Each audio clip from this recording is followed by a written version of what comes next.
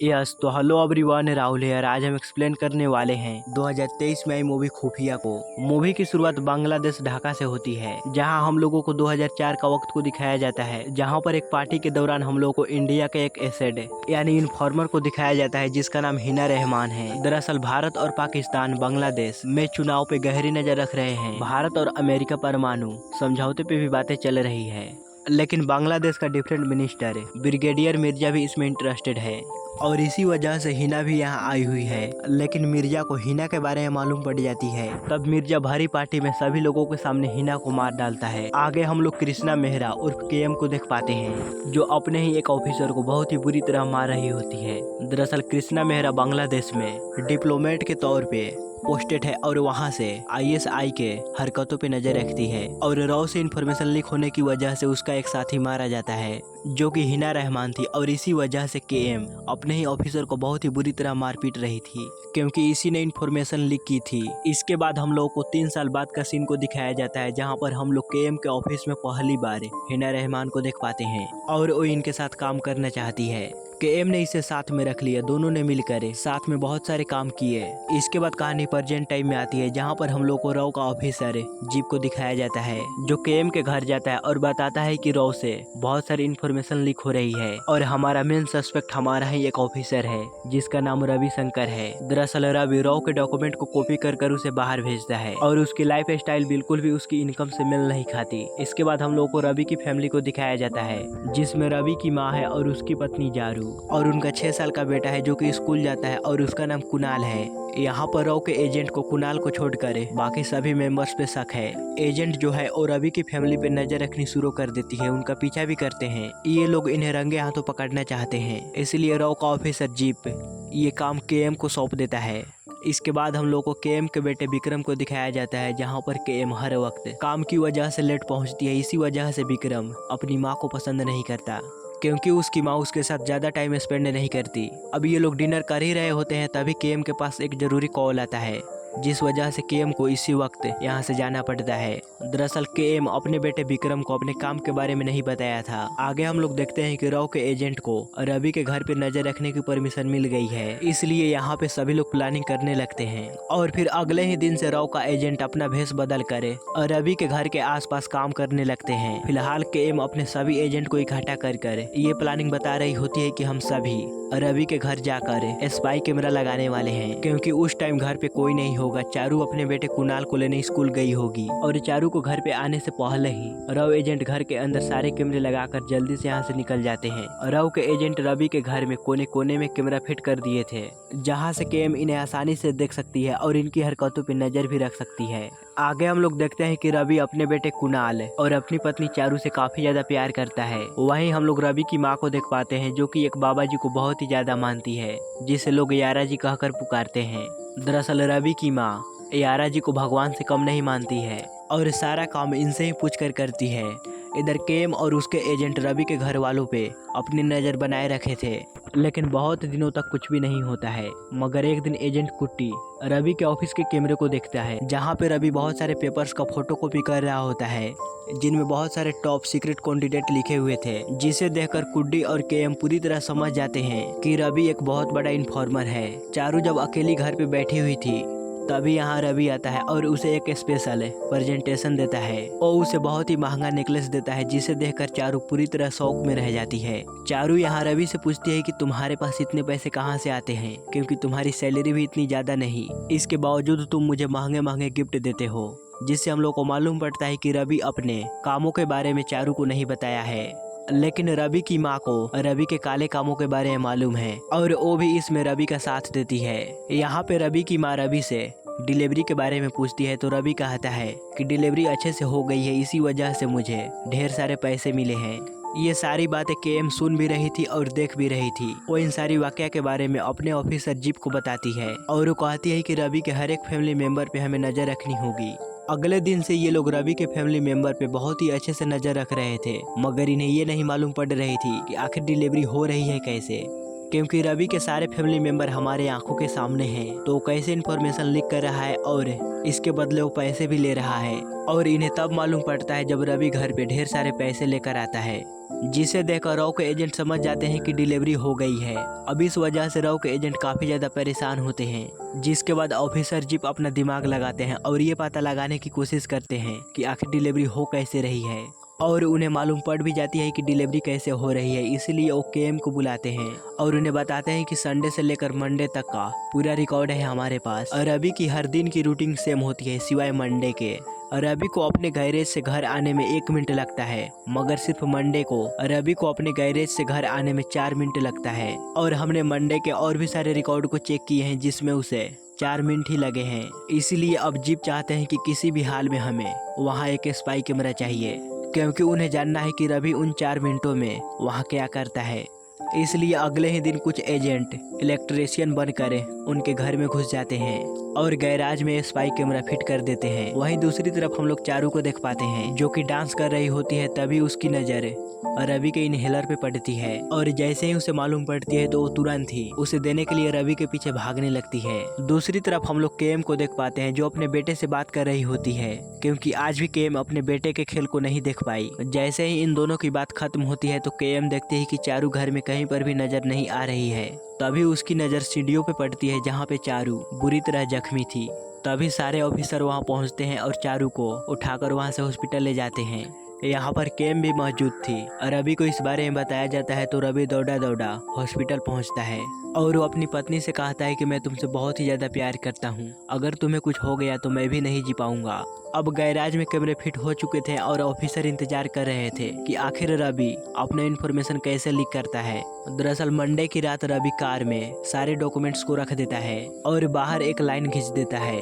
अगले दिन एक अनजान शख्स उन सारे डॉक्यूमेंट्स को कार की डिक्की से बाहर उस लाइन को क्रॉस कर ले जाता है। यहाँ पर रॉ के एजेंट उस अनजान शख्स को नहीं पकड़ पाते हैं। अब फिर से मंडे का दिन आता है और रवि को हम लोग कार की डिक्की में डॉक्यूमेंट्स को रखते हुए देख पाते हैं और वो एक लाइन भी खींच देता है। तभी रवि देखता है कि यहाँ का ट्यूबलाइट ब्लिंक कर रहा है। तब रवि वहाँ जाता है और उसे ठीक करने लगता है। तभी रवि की नजर उस स्पाई कैमरे पे पड़ती है और रवि उस कैमरे को पूरी तरह देख चुका था, मगर वो अगले ही पल अनजान बनने की कोशिश करने लगता है, क्योंकि उसे मालूम है कि अगर मैं उसे देखता रहा तो सामने जो बैठा है उसे मालूम पड़ जाएगा। और रवि को वो कैमरा देखना था, इसीलिए वो नीचे रखे पानी में उस कैमरे को अच्छे से देख लेता है। वो घर के सारे कैमरे को चोरी छिपे चेक कर लेता है और बाहर भी उसे रॉ के एजेंट दिखाई पड़ते हैं। तब इसका शक यकीन में बदल जाता है। यहाँ पे रॉ का एजेंट रवि के घर के बाजू में ही रहकर रवि के घर वालों पे नजर बनाए रखे थे। वो इस वक्त खाना खा रहे थे। तभी अचानक से सभी कैमरे बंद पड़ जाते हैं और इन्हें अपनी तरफ किसी के आने का आवाज सुनाई पड़ती है। जैसे ही रॉ का एजेंट दरवाजे के पास जाता है तो कोई अनजान शख्स इन्हें गोली मारकर खत्म कर देता है और कोई और नहीं रवि था जिसने इन दोनों रॉ एजेंट को मार दिया था। वो घर आकर अपने घर वालों को कहता है कि हमें आज ही यहाँ से निकलना है। वो चारू को कहता है कि तुम जल्दी से पैकिंग कर लो। यहाँ पे रवि के हाथ में गन भी थी, जिसे देखकर चारू पूरी तरह हैरान थी। वो समझ गई थी कि रवि ने किसी को मार कर आया है। वो जानना चाहती है कि यहाँ पर सब कुछ क्या चल रहा है, मगर रवि उसे कुछ भी बताना नहीं चाहता। उसकी माँ भी कह रही थी कि हम लोग को यहाँ से निकलना चाहिए, मगर चारू समझ रही थी कि रवि गद्दार है। इसलिए वो रवि से पूछती है तो रवि यहाँ पे सब कुछ सच सच बता देता है। वो कहता है कि मैं अमेरिका से लड़ने में तालिबानियों की मदद कर रहा हूँ। तालिबान हमारे लिए कभी भी खतरा बन सकता है, इसलिए मैं उनकी मदद कर रहा हूँ। एक तरह से देखा जाए तो मैं इंडिया का ही मदद कर रहा हूँ। तभी रवि की माँ कहती है कि हमें जल्दी से यहाँ से निकलना होगा, पुलिस कभी भी यहाँ आ सकती है। लेकिन चारू इन लोगों के साथ इनकी मदद करने से मना करती है। वो एक फौजी की बेटी है, इसलिए वो यहाँ से भागने लगती है। ये देखकर रवि की माँ चारू को शूट कर देती है और चारू यहीं मारी जाती है। इस वाकया को देखकर रवि को काफी ज्यादा दुख होता है और रो भी रहा था। तभी यहाँ केएम चली जाती है, मगर तब तक रवि यहाँ से अपने माँ और बेटे के साथ भाग चुका था। इसके बाद कहानी 6 महीने आगे की दिखाई जाती है, जहाँ पर हम लोग चारू को देख पाते हैं। वो मरी नहीं जिंदा होती है और उसकी हालत काफी ज्यादा खराब होती है, क्योंकि उसने अपने बेटे को खो दिया और पुरानी तस्वीर को देखकर काफी ज्यादा रो भी रही थी। तभी उसकी नजर पड़ती है केएम के हाथों पे, जो कि उसने बहुत सारे ब्रेसलेट पहने हुए थे और उसे ये ब्रेसलेट बहुत ही अच्छे से याद है, क्योंकि जब वो सीढ़ियों से गिरी थी और उसे हॉस्पिटल ले जाया जा रहा था तब उसकी नज़र इस ब्रेसलेट पे पड़ी थी। जिसके बाद वो तुरंत केएम से मिलने के लिए एक जगह पे जाती है। केएम कहती है कि मैं तुम्हें बिल्कुल भी नहीं पहचानती, तो चारू कहती है कि मैं आपकी मदद करना चाहती हूँ और मैं अपने बेटे को वापस पाना चाहती हूँ। अब इसे देखकर कहीं न कहीं केएम का दिल पिघल चुका था, इसलिए कुछ दिनों के बाद केएम चारू के पास जाती है और उसे भी अपने टीम में शामिल कर लेती है, क्योंकि चारू भी इनकी मदद करना चाहती है। इसलिए कुछ दिनों के बाद चारू को अमेरिका भेज दिया जाता है और यहाँ पर हम लोग को मालूम पड़ता है कि यारा जी का सत्संग भी अमेरिका में ही हो रहा है। तो चारू यारा जी के हर एक सत्संग में जाने लगती है, क्योंकि उसे मालूम है कि रवि की माँ एक न एक सत्संग में जरूर मिलेगी। इसके बाद हम लोग यारा जी और रवि की माँ को देख पाते हैं। रवि की माँ काफी ज्यादा परेशान होती है, क्योंकि वो घर में अकेले काम कर कर थक चुकी है। तभी इनके सामने चारू चली आती है। तब यारा जी कहते हैं कि मैंने इसका पूरा बैकग्राउंड चेक कर लिया है। जब मैं इंडिया में था तो ये मेरे आश्रम में थी। इसका बैकग्राउंड पूरी तरह क्लीन है, तुम्हें इसके साथ कोई परेशानी नहीं होगी। तब रवि की माँ चारू को अपने साथ रख लेती है, क्योंकि रवि की माँ घर में एक नौकर की तरह काम करती थी। आगे हम लोग यारा जी को केएम से बात करते हुए देख पाते हैं। तब जाकर हम लोग को मालूम पड़ता है दरअसल ये सारी प्लानिंग केएम का है, ताकि वो चारू को रवि से मिला सके। इधर चारू जब घर पहुँचती है तो वो अपने माँ से माफी मांगती है। थोड़ी देर के बाद उसका बेटा कुणाल आता है, जिसे देखकर वो काफी ज्यादा खुश होती है और रवि भी उसे माफ कर दिया था। उसके साथ कुछ यूनानी लोग थे जो एसेट के रूप में यहाँ पे काम किया करते थे। इसके बाद रवि अपने माँ के पास जाता है और उसे कहता है कि मुझे लग रहा है कि ये सब कुछ रव का चाल है, क्योंकि एकदम से चारू को यहाँ पे आ जाना मुझे बहुत ही अटपटा लग रहा है और बाहर भी यूनानी दोस्तों ने चारू को देख लिया है। लेकिन यहाँ पे रवि की माँ कहती है कि यारा जी ने चारू के बैकग्राउंड को बहुत ही अच्छे से चेक किए हैं और हमें चिंता करने की कोई जरूरत नहीं। और ये सारी बातें चारू बाहर सुन रही थी। जिसके बाद रवि चारू के पास जाता है और उसके पूरे बैग को चेक करता है और यहाँ पर वो कोई रिस्क नहीं लेना चाहता। आगे हम लोग को मालूम पड़ता है कि चारू यहाँ पे अपनी ट्रेनिंग खत्म करने के बाद आई है। लाइट डिटेक्टर मशीन को किस तरह से धोखा देना है वो बहुत ही अच्छे तरह से सीख चुकी थी और घर में जगह जगह पर किस तरह माइक्रोफोन सेट करते हैं वो भी चारू ने बहुत ही अच्छे से सीख ली थी, क्योंकि घर में रवि और उसकी फैमिली की पूरी बातें उसे सुननी थी। इसके बाद CIA के लोग चारू को अपने पास बुलाते हैं और उसे पूछताछ करते हैं। यहाँ पे चारू लाइट डिटेक्टर मशीन को भी झूठा साबित कर दिया। आगे हम लोग रवि को देखते हैं जो कि CIA के एजेंट से मिलता है। रवि यहाँ का नागरिकता चाहता है, मगर CIA के लोगों को रवि की पत्नी चारू पे शक है, इसलिए वो नागरिकता देने से मना करते हैं। इसलिए रवि घर में चारों तरफ स्पाई कैमरा लगा देता है और वो भी चारू पे नजर रखना चाहता है। लेकिन ये सारी बातें तो चारू सुन रही थी, जिसके बाद चारू सतर्क हो जाती है। अब रवि चारू के ऊपर अपनी नजर बनाए रखता है, मगर चारू को तो पहले से ही मालूम था, इसलिए वो नॉर्मल बिहेव करती है। अब इसी तरह 3-4 महीने निकल जाते हैं और चारू नॉर्मल रहती है, जिससे किसी को भी शक चारू के ऊपर नहीं होता। कुछ दिनों के बाद रवि अपनी माँ को बताता है कि चारू को क्लीन चिट मिल गई है, अब किसी को भी चारू के ऊपर शक करने की जरूरत नहीं। जिसके बाद चारू इंडिया केएम मैडम के पास कॉल करती है और आपको अंदाजा नहीं कि मेरी हालत क्या है, अब जल्द से जल्द कुछ करो। लेकिन केएम मैडम उसे कुछ दिनों तक सब्र करने के लिए कहती है। ये सुनकर उसे बहुत बुरा लगता है और कुछ दिनों के बाद अपने बेटे कुणाल को लेकर यहाँ से भागने की सोचती है और एक दिन अपने बेटे कुणाल को लेकर यहाँ से भाग निकलती है। वो सीधा स्टेशन पहुँचती है, जहाँ पर उसकी मुलाकात केएम मैडम से होती है और उसे कहती है कि वो अब सही वक्त आ चुका है। जिसके बाद हम लोग उसी CIA एजेंट डेविड को देखते हैं, जो कि रवि के साथ था। डेविड रवि को कहता है कि ब्रिगेडियर मिर्जा तुम्हारे काम से बहुत ही ज़्यादा खुश हैं, इसलिए वो तुमसे मिलना चाहते हैं। आज रात वो तुम्हारे घर खाने पे आएंगे और उनके साथ मैं भी आऊँगा। लेकिन ये सारी बातें कहीं ना कहीं केएम मैडम और उनके एजेंट को मालूम पड़ चुकी थी, इसलिए केएम मैडम चारू को घर भेज देती है और कुछ देर के बाद यहाँ रवि आता है। लेकिन रवि इस बात से पूरी तरह अनजान था कि मेरे घर पर अब केएम मैडम आ चुकी है। वो उसे देखकर पूरी तरह हैरान था। सारे घर वालों को अपने साथ रखा और कहा कि अगर तुमने ठीक से कोऑपरेट नहीं किया तो तुम्हारा बहुत ही बुरा हाल होगा।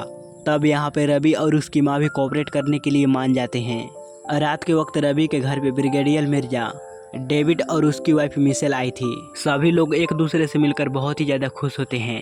तभी डेविड के पास कॉल आता है और उसे मालूम पड़ता है कि उसकी घर की बिजली चली गई है और उसकी बेटी घर पे अकेली है, इसलिए डेविड को अपने घर जाना पड़ता है। अब यहाँ दूसरी तरफ ब्रिगेडियर मिर्जा खाना खाने ही वाला होता है तो वो कहता है कि मैं अपने हाथों से खाना खाऊंगा और वो हाथ धोने के लिए अंदर जाता है और अंदर जाकर रवि के माँ के गले पे चाकू रख देता है। लेकिन रवि की माँ उसके हाथों पे काट लेती है, जिससे ब्रिगेडियर मिर्जा रवि की माँ को खत्म कर देता है। ये देखकर रवि को काफी ज्यादा गुस्सा आता है और वो यहाँ पर ब्रिगेडियर मिर्जा को जान से ही खत्म कर देता है। और रवि को सबसे ज्यादा दुख होता है क्योंकि वो अपनी माँ से काफी ज्यादा प्यार करता था। लेकिन के मैडम उसे समझाती है कि अभी तुम्हारा बेटा जिंदा है, इसलिए तुम्हें अपने बेटे के लिए जीना होगा। अब थोड़ी देर के बाद यहाँ पे डेविड आता है। डेविड को यहाँ थोड़ा गड़बड़ लगता है और देखता है कि मिशेल के गर्दन के ऊपर चाकू रखा गया है। तब डेविड यहाँ पे के मैडम को सारी इन्फॉर्मेशन दे देता है और आगे न्यूज पे दिखाया जाता है कि ब्रिगेडियर मिर्जा, बांग्लादेश के डिफरेंट मिनिस्टर, होटल में पैर फिसलने की वजह से वो मारे गए। और आगे हम लोग देखते हैं कि रवि को इंडिया भेज दिया गया है एक शिप के द्वारा। अब के मैडम और चारू घर वापस आ रहे हैं, तभी के मैडम चारू को बताती है कि आज मेरे बेटे का जन्मदिन है। वो सच जानना चाहता है लेकिन मैं उसे सच बताती नहीं। चारू के मैडम को कहती है कि सच का जख्म गहरा होता है मगर वो ज्यादा दिन तक हरा नहीं रहता, इसलिए तुम्हें अपने बेटे से बात करनी चाहिए। जिसके बाद के मैडम अपने बेटे विक्रम के पास कॉल करती है और उसे सब कुछ सच सच बता देती है। और इसी के साथ ये मूवी यहीं पे खत्म होती है। सो गाइज, आपको ये वीडियो कैसा लगा प्लीज हमें लाइक और कमेंट कर जरूर बताइएगा। और इस चैनल पर पहली बार आए हैं तो इसे सब्सक्राइब भी कीजिएगा।